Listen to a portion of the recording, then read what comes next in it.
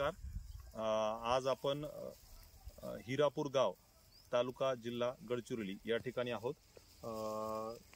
सध्याच्याला आपल्या जिल्ह्यामध्ये सगळीकडे धानाची कटाई झालेली आहे आणि आता हे धान काढणी करून जो हे तणीस आहे तर हे प्रत्येक शेतकऱ्यांच्या शेतामध्ये हे तणीस अशा पद्धतीने ढीग पडलेले आहेत। आपण पाहू शकतो आता मोठ्या प्रमाणावरती जिल्ह्यातील शेतकरी हे तणीस आपल्याकडे असणाऱ्या जनावरांना खाद्य म्हणून वापरतात, पण जे खाद्य जेवढं वापरायचं तेवढं वापरल्यानंतर सुद्धा मोठ्या प्रमाणावरती प्रत्येक शेतकऱ्याकडे हे तणीस सध्या उपलब्ध आहे।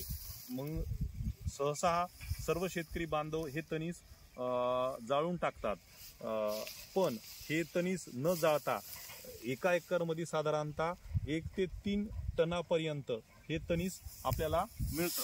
हे पूर्ण हे तणीस याला जर जाळलं तर प्रदूषण मोठ्या प्रमाणावरती होतं आणि जमिनीमध्ये असणारे जे उपयोगी जीवाणू आहेत ते सुद्धा त्या ठिकाणी नष्ट होतात।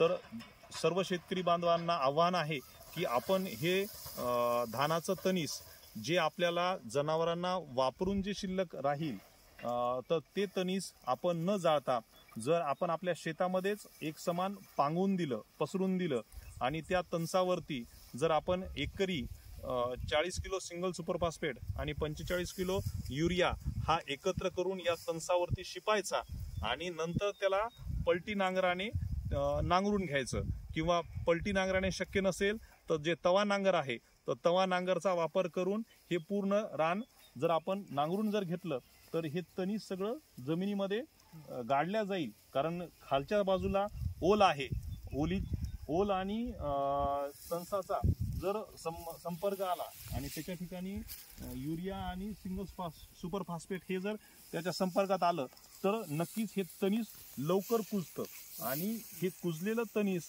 पुढच्या वर्षीच्या जे आपण खरीप हंगामामध्ये जे पीक घेणार आहोत तर त्याच्यासाठी एक जमिनीमध्ये सेंद्रिय खत म्हणून निर्माण होतं।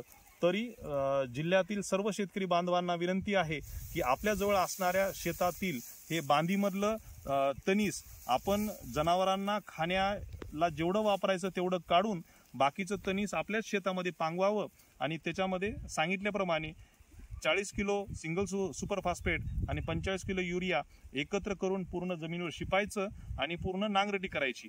आता जर आपण नांगरटी केली तर येणाऱ्या जूनपर्यंत हे तणीस पूर्ण कुजून शेतामध्येच खत तयार होतो आणि त्याचा फायदा पुढच्या वर्षी जमिनीची सुपीकता वाढल्यामुळं उत्पादन वाढीसाठी होतो। धन्यवाद।